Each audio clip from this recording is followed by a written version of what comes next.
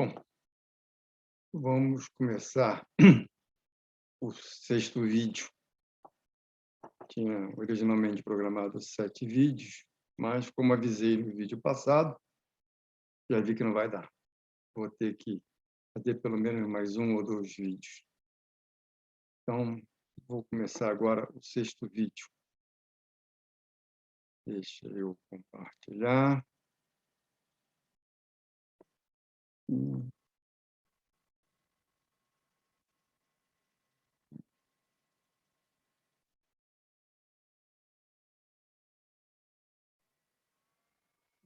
Então, o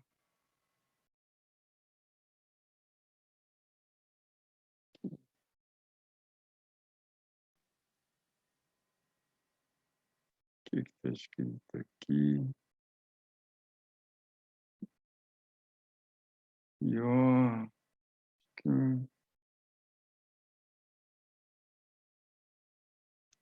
Já fiz bobagem. Deixa eu voltar aqui.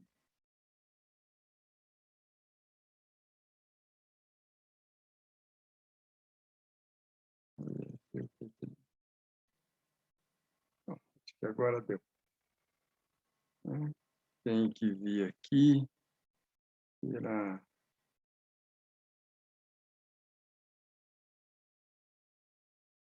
Bom, o que nós vamos ver hoje, né?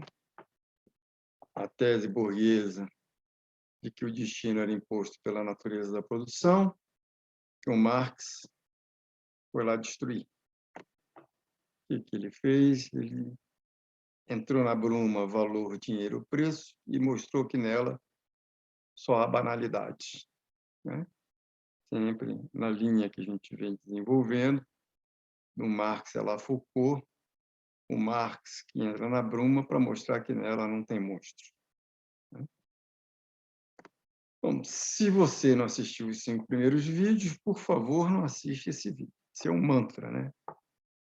Esse vídeo não é para pessoas que se contentam com visões parciais, né? Sem você ter assistido os outros 5, você não vai entender qual é o sentido desse sexto vídeo. Portanto, por favor, só assista esse vídeo depois de assistir os 5 anteriores. Por favor, me poupe de assistir um vídeo, não entender ele, e falar bobagem, besteira, dizendo que aprendeu no vídeo que eu apresentei. Me poupe disso. Não impõe em mim esse custo, né? Não quero ter esse passivo.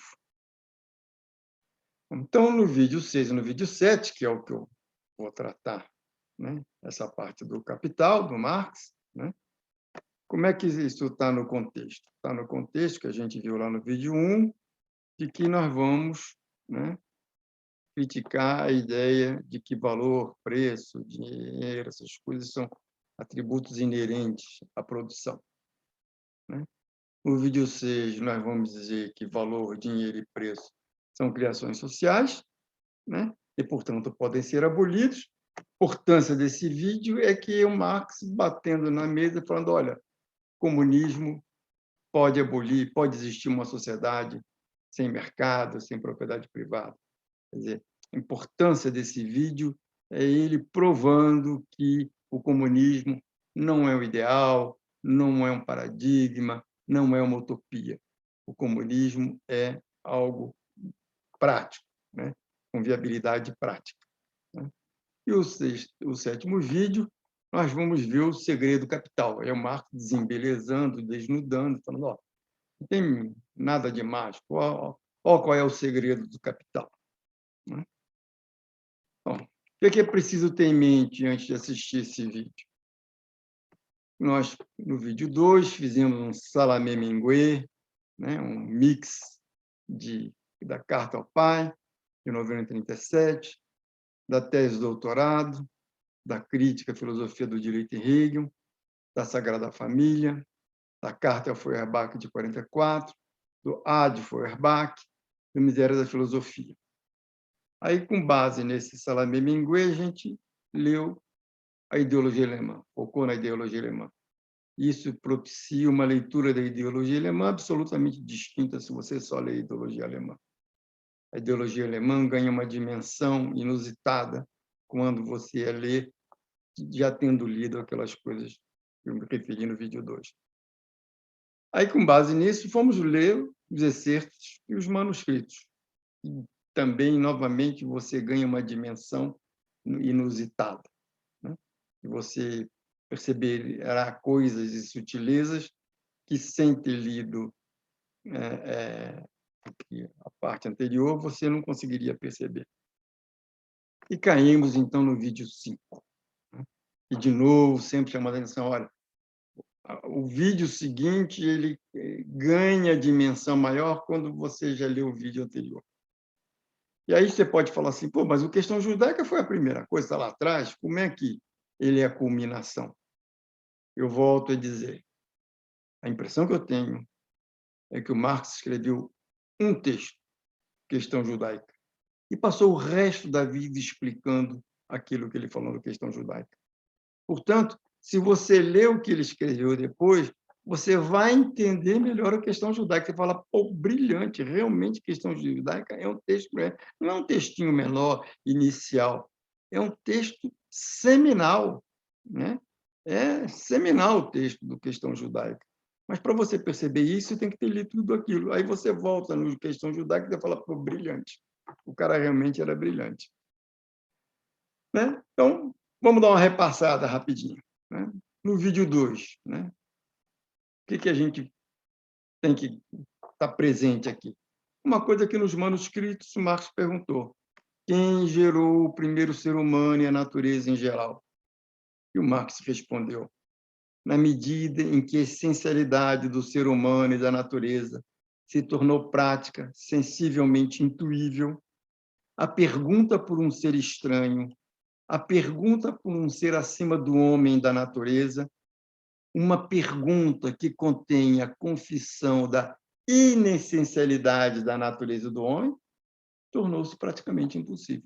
Ou seja, não faz o menor sentido você perguntar pelo Criador, por Deus, a razão que se movimenta, ou seja, não tem nada a ver, isso é um absurdo. O modo como Marx analisa dispensa essas coisas que o vulgo considera. Né? É isso que faz ele diferente. Né? E aí você entende por que os conservadores dizem que o Marx é coisa do demônio. Por quê? Porque, de fato, prescinde de Deus. Não tem nada de Deus. Né? Você não tem, Deus não tem nenhum papel para explicar a história do homem. Aí o conservador religioso tem um ataque. Fala, isso é coisa do demônio. Portanto, quando um conservador fala que marxista é demoníaco, o marxista simplesmente ignora, não dá a menor bola, não tem a menor relevância, não fica indignado, nem tenta se defender. Só pode dizer, sou mesmo, porque se você acha que tirar Deus é que isso é coisa do demônio, tá bom, pode me chamar do que você quiser. Eu não tenho o menor problema que digo que marxismo é coisa demoníaca. Continuando. Quem gerou o primeiro ser humano e a natureza em geral? Para o homem socialista, toda assim denominada história mundial nada mais é do que o engendramento do homem mediante o trabalho humano. Toda assim denominada história mundial nada mais é do que o engendramento do homem mediante o trabalho humano. Consequentemente, diz o Marx, o ateísmo, negação de Deus para afirmação do homem, também não faz sentido. Não faz sentido você negar Deus para afirmar o homem. Né? Faz o menor sentido. Então, marxista, ele não é ateu. Não faz sentido falar, o Marx falou, eu sou ateu. Não, eu não sou ateu, por quê? Porque eu não nego Deus para afirmar o homem. Eu não estou afirmando o homem. Ao contrário, eu estou dizendo que nós estamos na pré-história da humanidade. Eu estou dizendo que nós só vamos constituir o homem, o humano, quando abolirmos o mercado, a propriedade privada.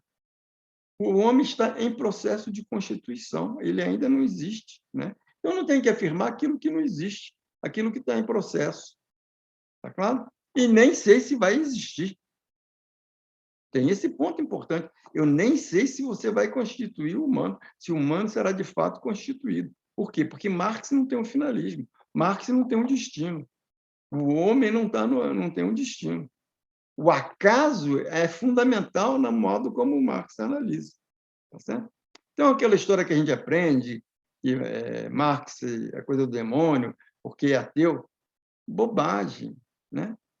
Coisa do demônio, sei lá, pô, irrelevante se é ou não é. Ateu certamente ele não é. Por quê? Porque não faz o menor sentido negar Deus para afirmar o homem. O que é preciso ter em mente, então, antes de assistir esse sexto vídeo? Vamos ver o vídeo 3. No vídeo 3, no Ideologia Alemã, né, o que a gente extrai? O que a gente traz para agora? Que o homem não tem em si a sua essência, que o homem engendra o próprio homem mediante o trabalho. A produção da vida é uma necessidade prática. Para existir história, é preciso ter homens vivos, mas os homens são perecíveis. Portanto, para existir homens vivos, você precisa produzir os homens, você precisa produzir a vida. Então, o fato básico da vida é a produção da vida. Essa produção, ela tem imediatamente uma dimensão material, uma direção social, porque você precisa de alojamento, de vestuário, de alimento, e precisa produzir outros homens. Ora, se é assim, imediatamente você tem também o que é a questão da cooperação, como é que você vai produzir outros homens sem a cooperação? Você tem a divisão do trabalho, como é que você vai produzir outros homens sem a divisão do trabalho? Porque a mulher entra com o seu instrumento de trabalho e o homem entra com o seu instrumento de trabalho, né? A consciência, a necessidade prática, né, de ter outros homens, né? Aí a relação, a interação desenvolve a linguagem, né, e os próprios sentidos. Ou seja, o que o Marx está falando? Olha, a vida, né, a produção da vida é uma produção social. Tudo isso, o alojamento, vestuário, alimento, a cooperação, divisão do trabalho, consciência, linguagem, sentido, são produtos sociais. Isso tudo é produto social. Não é Deus, é a necessidade prática que coloca essa interação entre os homens. O homem engendra o próprio homem mediante o trabalho. Não tem lugar para Deus, não tem lugar para, né, um Criador. Não tem lugar para a razão atuando através do homem. Não tem razão para o homem ser a expressão da razão.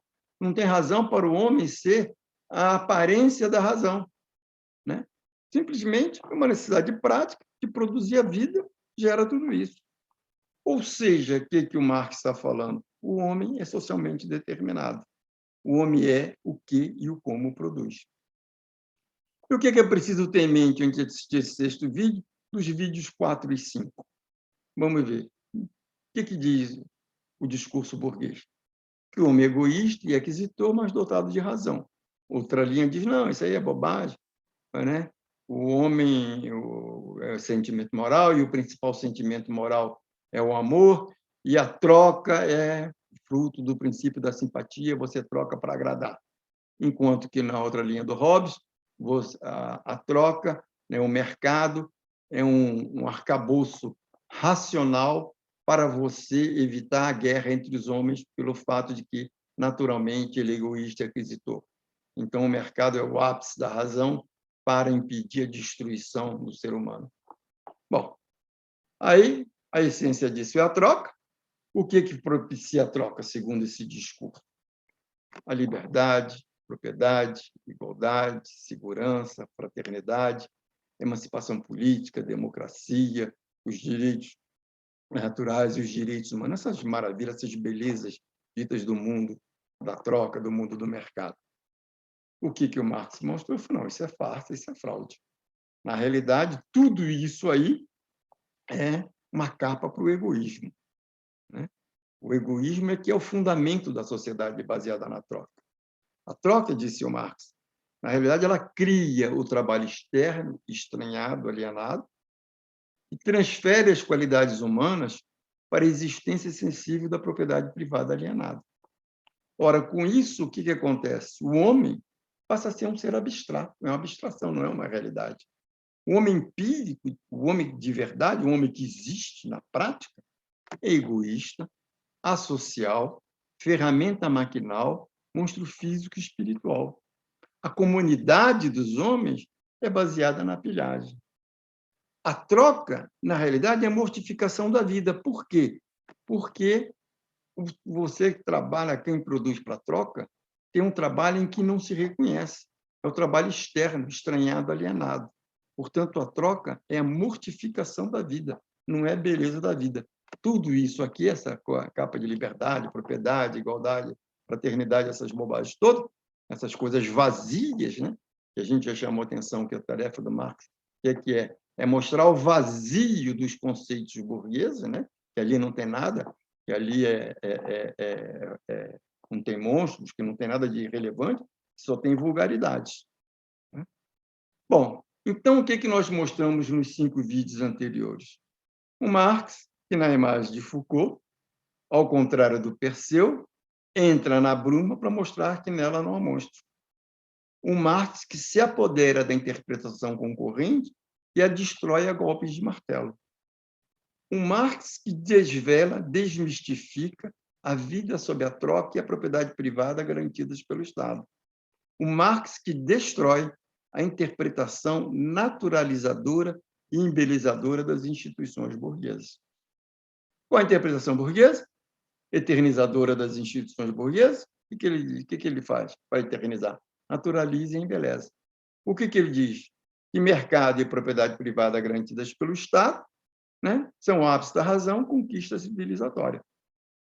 Ora, nessa parte do curso, no vídeo 6, nós vamos tratar da desnaturalização, do desembelezamento de valor e preço. No vídeo 7, nós vamos tratar da desnaturalização e do desembelezamento do capital. Então, no vídeo 6, nós vamos mostrar que a economia e a política ela não tem leis férreas, naturais e eternas, que são alienação. O que o discurso burguês apresenta como lei férrea, como natural e eterna, na realidade não passa de alienação. E no vídeo 7, nós vamos mostrar o segredo, entre aspas, do capital. Ou seja, desnaturalizando, desembelezando, desmistificando e destruindo o discurso burguês. Que no vídeo 6, vamos tratar da desnaturalização e desembelezamento, mostrando o quê? Que o valor de uso não tem nenhuma relação com o valor de troca. E que o valor de troca não tem nenhuma relação com o preço. A essa altura, muita gente deve estar... Quer dizer, a gente não, pouca gente vai assistir esses vídeos. Meus alunos, né, devem estar de cabelo em pé. Como é que é? Valor de troca não tem nada a ver com valor de uso e preço não tem nada a ver com valor de troca? Pois é isso que eu vou mostrar para vocês. É só saber ler direito o capital. Ou seja, com isso, nós estamos mostrando aquilo que o Marx falou nos excertos. Né? Economia política não tem leis férreas, não tem nem leis naturais e leis eternas. Ou seja, o Capital retoma o tema dos excertos. Então, vamos ver a primeira parte da nossa abordagem sobre o Capital. E aí, antes, eu sempre tenho que fazer o tributo, nunca vou deixar de fazer o tributo a Raul Ekman, né? Que ele foi o primeiro cara que me chamou a atenção, falou, olha, a preocupação do Marx não era com conceitos rigorosos. O que o Marx queria, né, e todos os grandes marxistas, eles estudavam a realidade para extrair a bandeira política para a Revolução. Né? O compromisso deles era com a Revolução. Né? Mais tarde, o Mesaros vai explicar isso de uma forma diferente. Ele vai falar, olha, o Marx queria mostrar o vazio dos conceitos dos adversários da burguesia. Ora, mostrar o vazio para quê? Para extrair uma bandeira política para a Revolução. É uma outra forma de dizer. Só que o Mesaros foi falar isso anos depois, e eu ouvi isso do Raul Ekman nos fins dos anos 70 e início dos anos 80. O Capital, disse o Raul Ekman, numa exposição lá na FEA, ele já tinha saído da FEA, estava na IPGE, ele fazia uma exposição e ele falou assim, já li 4 vezes o Capital, inteirinho. E eu estou absolutamente convencido de que está tudo nos 4 primeiros capítulos. Foi aquele frisson. Tal. Mas eu já conhecia o Raul, falei, espera aí que esse cara não fala bobagem. E aí ele continuou, olha, estou começando a me convencer que está tudo no primeiro capítulo. Aí foi uma catarse, né? Todo mundo... Né? E eu falei, espera, eu vou atrás dessa história. Passei um tempo estudando, tal, levei alguns anos, aí eu entendi o que o Hal Ellerman dizendo que está tudo nos 4 primeiros ou está tudo no primeiro capítulo. Por isso, o curso que eu ministro, eu digo que está tudo nos 5 primeiros capítulos. Né? Por quê? Porque eu quero completar a ligação com as coisas que o Marx escreveu nos anos 40. O capítulo 5, e o 6 também, mas o capítulo até o 5, né? Você faz o fechamento e você vê a ligação entre o capital e entre os excertos e os manuscritos. Então, primeira observação. No Capital, ao tratar da relação entre valor e preço, Marx repete o raciocínio que mostrou no excerto sobre economia política de James Mill. No primeiro parágrafo, o que ele falou? O Marx falou: Mill comete o erro, como a escola de Ricardo geralmente comete, de enunciar uma lei abstrata sem enunciar a mudança ou a contínua supressão dessa lei. A mudança ou contínua supressão dessa lei, mediante as quais essa lei passa a existir.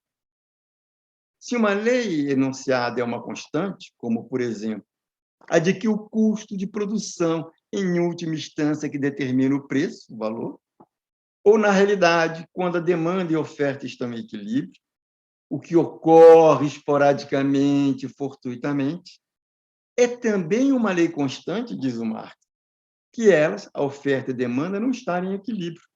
E, portanto, valor e custo de produção não põem nenhuma relação necessária. Olha que coisa, está nos excertos. Ele abre os excertos falando isso. Excertos sobre economia política de James Mill. Mas as pessoas não prestam atenção nisso, é impressionante. O movimento real, continuou Marx, em relação à qual a lei enunciada é apenas um fator abstrato e unilateral, é transformado pela economia política recente em algo acidental e inessencial. As fórmulas agudas e precisas às quais a economia política é reduzida, se desejasse expressar abstratamente o movimento real, deveriam ser, olha a coisa interessante, na economia política, a lei determinada pelo seu oposto, pela ausência de lei. A verdadeira lei da economia política é o acaso, cujo movimento nós, economistas, isolamos certos fatores arbitrariamente nas formas de lei. O que ele está falando? Que não tem lei férrea. Ele está falando isso sobre a economia política do James Mill em 44. Tá certo? Muito bem. Note adicionalmente que os rompimentos entre trabalho concreto e trabalho abstrato, entre valor de uso e valor de troca, já estavam no Sagrada Família e no Miséria da Filosofia. No Sagrada Família, ele falou, no princípio, o valor parece ser determinado racionalmente. No princípio, o valor parece ser determinado racionalmente, através dos custos de produção de uma coisa e através da sua utilidade social. Mais tarde, todavia, fica claro que o valor é uma determinação puramente causal. Olha o que ele está falando sobre a Sagrada Família. O valor é uma determinação puramente causal, que não precisa guardar a menor relação com os custos de produção, nem com a utilidade social da coisa produzida. Nessa altura, o aluno está falando, mas ele mudou epistemologicamente, ele passou a pensar diferente. Você tem uma ruptura epistemológica. Vamos ver. O que eu vou mostrar para você é que ele repete o mesmo argumento, e não tem ruptura epistemológica nenhuma. Portanto, ou Marx tem dissonância cognitiva, né? Ele não sabe direito, eu vou hora falar A, hora falar A menos 1, ou você que está lendo errado o que ele está vendo. Ou você não está entendendo que ele está usando uma linguagem diferente para ver se te convence do ponto dele. Vamos para frente. No Miséria da Filosofia, o que o Marx falou? Pode-se medir os valores pelo tempo de trabalho, mas é preciso que façamos uso de uma escola comparativa dos diferentes dias de trabalho. É a concorrência que estabelece essa escala. Aquilo que determina o valor não é o tempo no qual a coisa tenha sido produzida, mas o mínimo de tempo no qual ela é suscetível de ser produzida. E esse mínimo é verificado pela concorrência. O que ele está falando aí? Fala, olha, que é o que faz, determina o mínimo de tempo, é a concorrência. Não é uma característica inerente ao trabalho, não é uma característica do processo produtivo que faz determinar o mínimo de tempo que a coisa é produzida, mas é a concorrência que empurra e que faz isso. Não é uma questão inerente ao trabalho, mas é uma questão externa ao trabalho concreto que você está produzindo os bens úteis. Então, valor no Sagrada Família, no Miséria da Filosofia, no Capital, criação social. É isso. Você tem uma linha que vai chegar no Capital e ele vai falar com todas as letras. Valor é uma criação social. Ora, se ele é uma criação social, ele pode ser abolido. Ele não é inerente à produção. Você pode ter uma produção sem valor.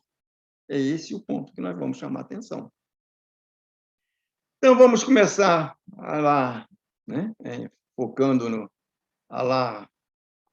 Hauecker, pelo capítulo 1, a mercadoria. Obviamente, não é por acaso que Marx começa o Capital tratando da mercadoria. Tal começo tampouco indica qualquer mudança epistemológica, tampouco indica qualquer mudança no modo de investigar. No Ideologia Alemã, o que o Marx disse? O homem engendra o próprio homem mediante trabalho.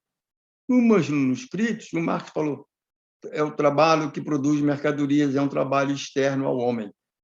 A produção para a troca produz o homem como uma mercadoria. Nos 2 primeiros parágrafos do primeiro capítulo do Capital, o que o Marx diz? Riqueza na produção capitalista é uma imensa acumulação de mercadorias. Mercadoria é um objeto externo. Ok. Vou até dar um tempinho para você reler. Está aqui. A ligação entre os manuscritos, os 2 primeiros parágrafos do Capital, está presente a ideologia alemã e os manuscritos. Ou seja, isso já indica uma continuidade e não rupturas metodológicas. Ele continua tratando das mesmas coisas e eu vou mostrar que ele continua tratando do mesmo jeito. Ausência de leis férreas, de leis naturais, de leis eternas na economia política. Tudo que a economia política faz é alienação. Então, vamos lá. Note o que o Marx disse logo na página 58. Começou na 57, na 58 ele diz assim: após dizer que a utilidade de uma coisa faz dela um valor de uso, a utilidade de uma coisa faz dela um valor de uso, Marx, citando John Locke, disse que o valor natural de qualquer coisa consiste em sua capacidade de prover as necessidades ou de servir as comodidades da vida humana. Valor natural, capacidade de prover necessidade e servir as comodidades da vida humana. Em seguida, Marx disse que o valor de uso só se realiza com a utilização ou consumo. Ou seja, o valor de uso é inerente, é um atributo do bem útil, está relacionado com as suas características naturais, intrínsecas, para atender às necessidades da vida humana. São as características intrínsecas do bem que fazem ele útil para a vida humana ou não. No parágrafo seguinte, Marx diz que, como o valor de troca é uma relação quantitativa entre valores de uso de espécies diferentes, relação quantitativa, ele parece ser inerente à mercadoria, mas não é. O que ele está falando? O valor de troca é uma relação quantitativa que não é inerente à mercadoria. Ou seja, parece haver alguma ligação entre o valor de uso e o valor de troca, mas não há. É isso que ele está. Ele está abrindo página 57, página 58. Nas 2 primeiras páginas, ele já está dizendo: não tem nenhuma ligação entre valor de troca e valor de uso. O valor de troca parece inerente em mercadoria, mas não é. As mercadorias, como valor de troca, não contêm nenhum átomo de valor de uso. Aqui, as mercadorias, como valor de troca, não contêm nenhum átomo de valor de uso. O trabalho, quando se expressa como valor, não possui mais as mesmas características que lhe pertencem como gerador de valores de uso. O trabalho, quando se expressa como valor, não possui mais as mesmas características que lhe pertencem como gerador de valor de uso. Por quê? O que ele já está indicando aqui? O que gera valor de uso é o trabalho concreto. O que gera valor de troca é o trabalho abstrato. E a relação entre eles, qual é a relação? O concreto e o abstrato são distintos. O abstrato não leva a nada do concreto. Fui eu quem primeiro analisou e pôs em evidência essa natureza dupla do trabalho contido na mercadoria. Por que ele está falando isso? Olha, a burguesia, a economia política não separa. Não separa esse valor, o trabalho concreto do trabalho abstrato. Quando você separa, você desmonta toda a teoria do valor. Ela perde relevância. Ou seja, na hora que ele está gritando, olha, preste atenção, até agora, a economia política trata trabalho concreto e trabalho abstrato como sendo a mesma coisa. Não é, não tem nenhuma relação. Valor de troca é trabalho abstrato. Bem útil é trabalho concreto. Na hora que você rompe essas duas coisas, você tirou o quê? O caráter natural do valor. Você desnaturalizou o valor. O valor não é uma coisa natural. O valor é uma coisa socialmente construída. E se ela é socialmente construída, ele não é inerente, não é indispensável para a produção. Você pode produzir sem ter valor de troca. É mentira, é fraude, é farsa, né? Que tendo produção tem valor, que tendo troca tem valor. O que cria o valor não é o trabalho humano concreto, efetivamente realizado. O que cria o valor é o trabalho humano concreto convertido em trabalho humano abstrato, na qualidade de trabalho humano igual. O valor é, portanto, uma realidade apenas social. Trabalho gera produto. Pode ser bem útil, tem valor de uso, e pode ser mercadoria, aí tem valor de troca. O valor de uso é uma forma de manifestação da forma natural do produto trabalho. O valor de troca é uma forma de manifestação diferente da forma natural do produto do trabalho. O valor de uso é uma forma de manifestação da forma natural do produto. Sua existência depende apenas da existência do produto que ele expressa. Sua existência independe da existência de qualquer outro produto. O valor de troca não é uma forma de manifestação da forma natural do produto. Sua existência não depende apenas da existência do produto ao qual ele se refere. Sua existência depende da existência de outro produto ao qual ele possa ser referido. A sua existência, portanto, é exclusivamente social. Sem um outro produto para ele ser comparado, não existe o valor de troca. Portanto, o valor de troca é uma criação social. Depende de uma comparação social. O valor é, portanto, uma realidade apenas social. Na troca, como é que na troca se cria o valor? Igualando o trabalho concreto de uma coisa útil com o trabalho concreto de outra coisa útil. Quando o casaco, como figura do valor equiparado ao linho, iguala-se o trabalho inserido naquele com contido nesse. Sem dúvida, o trabalho concreto do alfaiate, que faz o casaco, difere do executado pelo tecelão, que faz o linho. Mas, equiparado ao do tecelão, reduz-se o trabalho concreto específico particular do alfaiate àquilo que é realmente igual em ambos os trabalhos, a sua condição comum de trabalho humano. Então, você sai do concreto e você vai para o abstrato.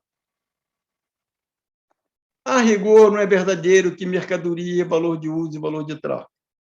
Em todos os estágios sociais, o produto do trabalho é valor de uso, mas só em um período determinado do desenvolvimento histórico é que se transforma o produto do trabalho em mercadoria. Ou seja, não é verdade que sempre teve preço, sempre teve valor. Não. Você só vai ter valor, preço, de fato, na sociedade capitalista. O valor de uma mercadoria, do linho, por exemplo, está agora expresso em inúmeros outros elementos do mundo das mercadorias. O corpo de qualquer mercadoria torna-se o espelho onde se reflete o valor do linho. Desse modo, nesse período histórico, esse valor de troca, pela primeira vez, se revela efetivamente massa de trabalho humano homogêneo. O trabalho que o cria, esse valor de troca, se revela expressamente igual a qualquer outro. Por isso, não importa a forma corpórea assumida pelos trabalhos, seja ele qual for. E no encerramento desse capítulo, o que o Marx disse? Fórmulas que pertencem a uma formação social, troca, valor, dinheiro, preço, em que o processo de produção domina o homem, ao invés do homem dominar o processo de produção, são consideradas pela consciência burguesa como uma necessidade tão natural quanto o próprio trabalho produtivo.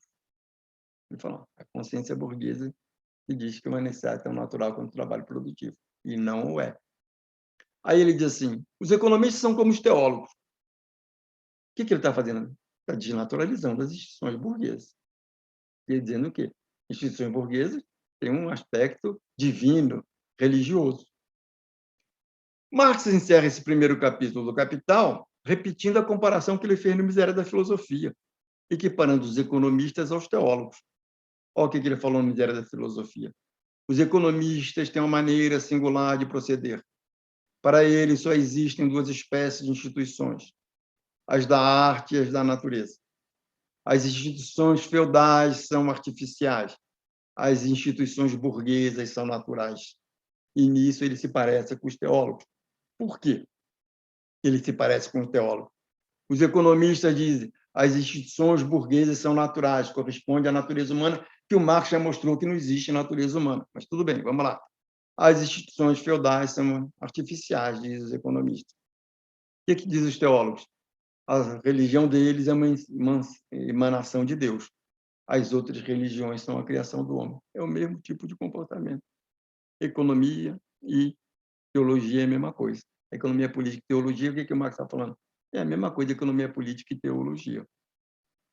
Dizendo que as relações atuais, as relações de produção burguesa, são naturais, os economistas dão a entender que elas são relações nas quais se cria riqueza e se desenvolve as forças produtivas, de acordo com as leis da natureza. Ou seja, o que ele está falando? Em 44, não é no Capital, em 44 ele está falando, ó, ele já está falando a mesma coisa, desnaturalizando, ele está falando, olha, a economia política é uma religiosidade, né? É uma coisa mística, não é uma análise verdadeira. O que os economistas, o que a economia política tenta fazer é dar uma naturalidade para dizer que mercado e troca tem sempre que existir.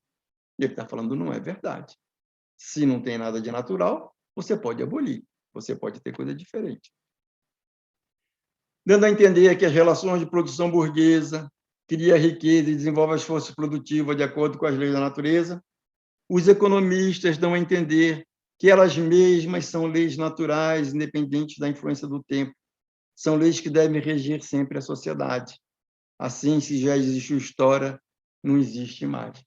Ou seja, não foi o Fukuyama que falou no fim da história. O Marx está dizendo, a burguesia já fala isso, a economia política já fala em fim da história. Qual é o fim da história? Se para a economia política, são as instituições burguesas. Aí você chega, finalmente, numa instituição que tem alguma relação com a natureza do homem.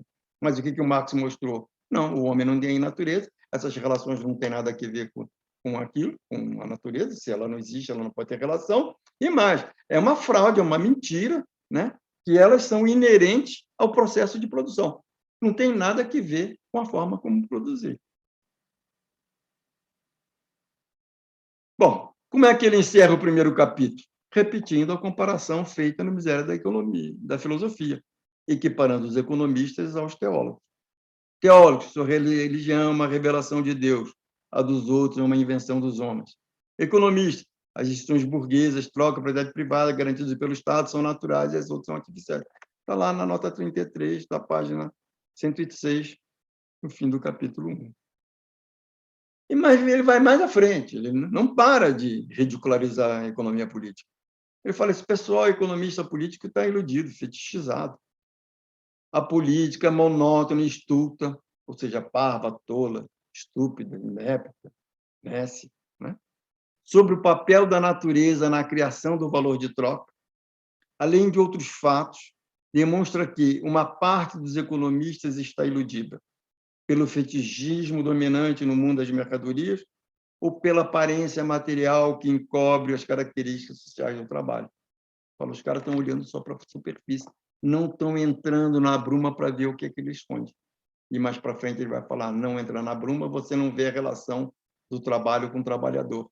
Aí não vê que ela esconde. Quando você percebe isso, você desmonta todo o discurso maravilhoso da economia política, da beleza do mundo da troca. E pior, aí chama os caras de burros mesmo, né? Vamos falar no popular. Por que chama de burro?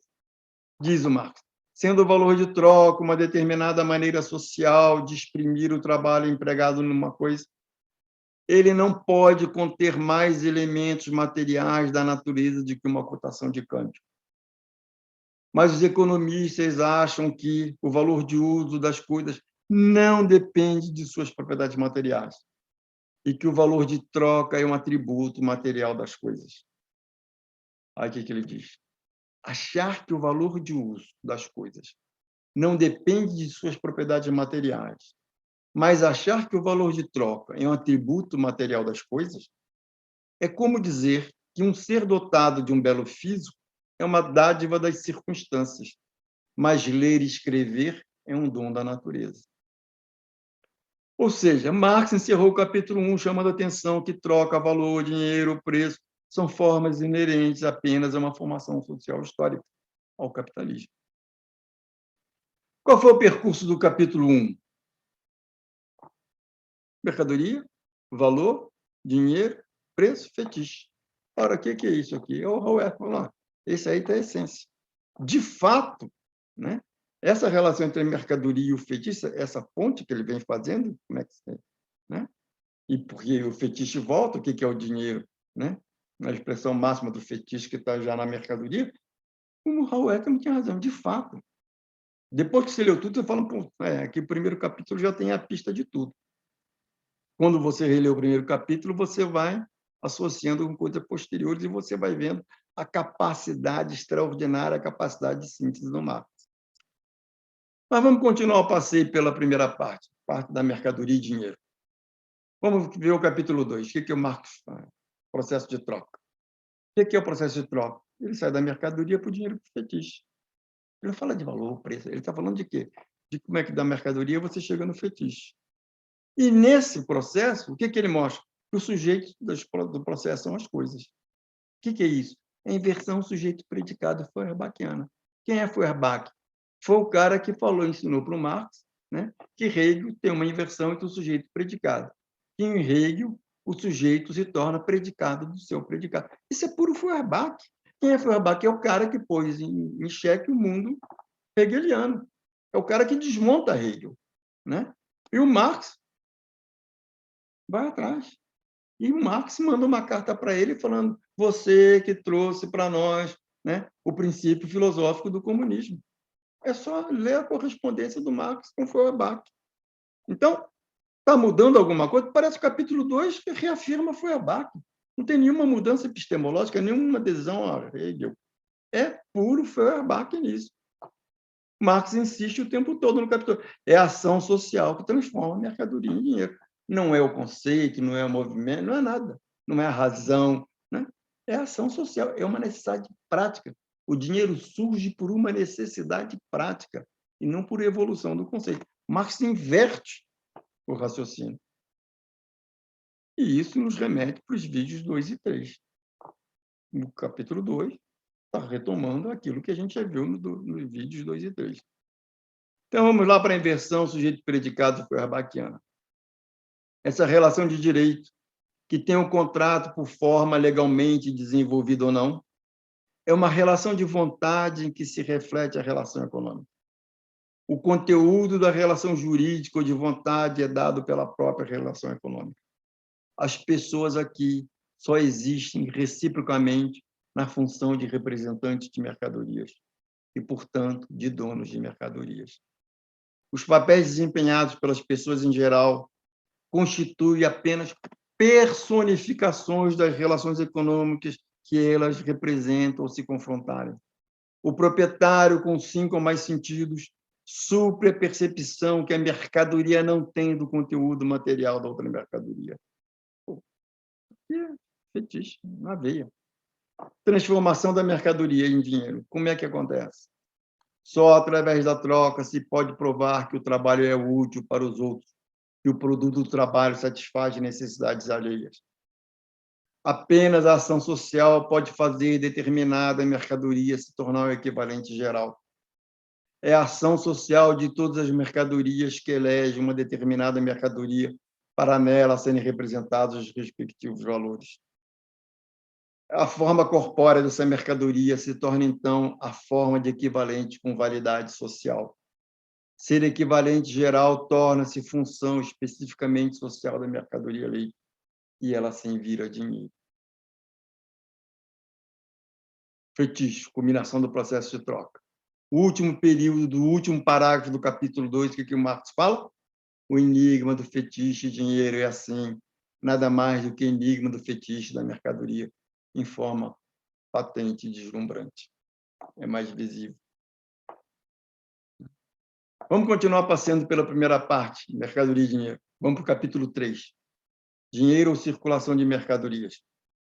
Circulação simples para circulação ampliada, ele está fazendo uma comparação para o capítulo 4, que é o segredo do capital. Né? Eu aqui vou focar na questão da transformação do valor em preço, que aqui é mais amarrado para nós. Quando ele diz que dinheiro e circulação de mercadoria, é onde ele desmonta exatamente a relação entre valor e preço. No capítulo 1, Marx quebrou a relação entre valor de uso e valor de troca. Valor de uso e valor de troca não tem relação. No capítulo 3, Marx quebrou a relação entre valor de troca e preço. Valor de troca e preço não tem relação com preço. Vamos ver. No capítulo 1, Marx quebrou a relação entre valor de uso e valor de troca. No capítulo 3, Marx quebrou a relação entre valor de troca e preço. O que ele está fazendo? Desnaturalizando, desembelezamento do valor e do preço. O que ele está mostrando? Ausência de lei férrea na economia política. Mostrando aquilo que ele falou em 44. No capítulo 1, Marx falou: a forma preço é a expressão simples e relativa do valor de uma mercadoria, através de uma mercadoria que já esteja exercendo a função de mercadoria-dinheiro. No capítulo 3, ele explicou melhor. O preço é a designação monetária do trabalho corporificado na mercadoria. Desse modo, é uma tautologia afirmar a equivalência da mercadoria com o montante de dinheiro que é o seu preço. Do mesmo modo que a expressão relativa do valor de uma mercadoria é sempre a expressão da equivalência entre duas mercadorias.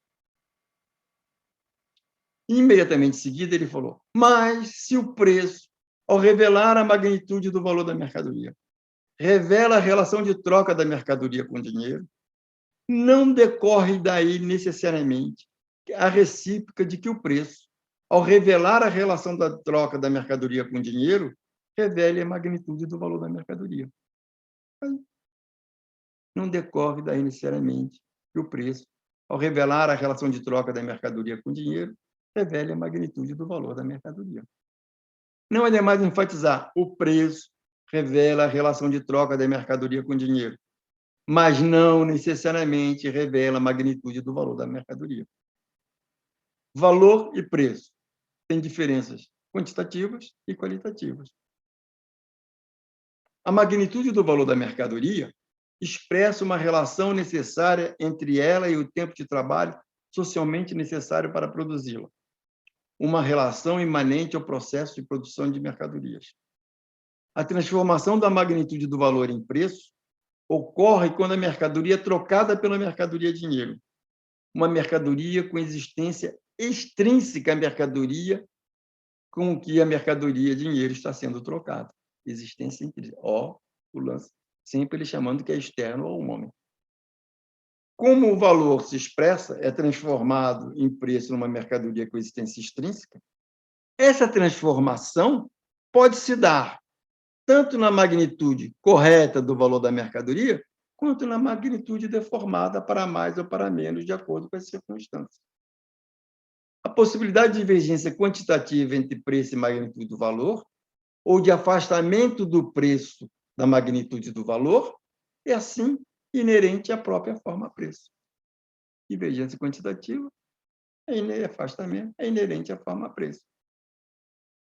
A forma preço não só admite a possibilidade de divergência quantitativa entre magnitude do valor e preço, isto é, entre a magnitude do valor e sua própria expressão em dinheiro, mas também pode esconder uma contradição qualitativa, de modo que o preço deixe de ser a expressão do valor. Valor e preço, diferenças qualitativas. Uma coisa que em si mesma não é mercadoria pode ser alienada por dinheiro e assim receber a forma da mercadoria, por exemplo, a honra ou a consciência. Uma coisa pode formalmente ter preço sem ter valor.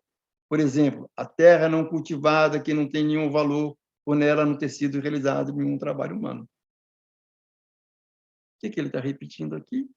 Terceiro, formas agudas e precisas que expressaria o movimento real da economia política, deveria ser, na economia política, a lei determinada pelo seu oposto, pela ausência de lei. A verdadeira lei da economia política é o acaso, cujo movimento nós, economistas, isolamos certos fatores arbitrariamente na forma de leis. O que faz o Marx nos capítulos 1, 2 e 3 do Capital? Economia política diz o quê? Valor, preço, dinheiro, leis naturais, objetivas, eternas, férias. O que o Marx faz? Não, está errado. Qual é o argumento dele? Trabalho produz objetos úteis, que podem ser convertidos em mercadorias. Né? E aí, com o desenvolvimento da troca, você gera o equivalente, o dinheiro e o preço. Né? E você cai no fetiche. Tá certo? Bom, o que ele diz? Olha, quando você sai de objetos úteis para mercadorias, você não leva as propriedades materiais dos objetos úteis. As mercadorias não têm nenhuma relação com as propriedades materiais dos objetos úteis. Por quê? Porque o objeto útil, que tem valor de uso, é o trabalho concreto. A mercadoria, que tem valor de troca, é o trabalho abstrato que entra. E o que entra no valor de troca é o trabalho abstrato e não o concreto. Portanto, se você juntar esses dois quadradinhos aqui, que não levam as propriedades materiais e que o trabalho que entra no preço é o valor de troca, né? No valor de troca, desculpe, é o trabalho abstrato, o que você tem? Uma desnaturalização do valor. Valor, preço, dinheiro são o quê? Criação social. Não são leis férreas, são alienação. Qual é a contribuição à destruição do Marx? Quebrar a relação entre as características intrínsecas dos objetos úteis e as características da mercadoria. Quebrar a relação entre as características intrínsecas dos objetos úteis e da mercadoria. Quebrar a relação entre o trabalho concreto que cria objetos úteis e o valor, preço das mercadorias. Quebrar a relação entre o trabalho concreto e valor e preço. Ou seja, o que ele está dizendo? Valor, dinheiro, preço são criações sociais. Podem ser abolidos. Portanto, uma sociedade sem troca, sem mercado, sem propriedade privada, é viável, é provável. Não é um sonho, não é um delírio, não é uma utopia. Ela é factível. Não é demais repetir. Economia política, naturalização e leis férreas, para eternizar as instituições burguesas. No capítulo 1, Marx quebrou a relação entre valor de uso e valor de troca. Né? Mercadoria não contém um átomo das qualidades que lhe dão valor de uso. O trabalho concreto não entra no valor de troca, que entra o trabalho abstrato. No capítulo 13, Marx quebrou a relação entre valor de troca e preço. Não tem relação de valor de troca, porque você tem diferenças quantitativas e diferenças qualitativas. Ora, o que entre o capítulo 1 e o capítulo 2 estão mostrando? Que economia política é alienação. E tem gente que tem certeza que ele está reconstruindo a economia política. É só parar e pensar como? Se ele está mostrando que gastou 3 capítulos para mostrar que não existe lei férrea, que economia política é alienação, como é que ele está reconstruindo? Mostrar a alienação da economia política é reconstruir a economia política? Eu realmente não consigo entender. Economia política, naturalização e leis férreas. Não, alienação. Valor e preço não são inerentes à produção. É viável uma sociedade sem troca, sem propriedade privada alienada. Encerramos. Espero ter conseguido passar a mensagem.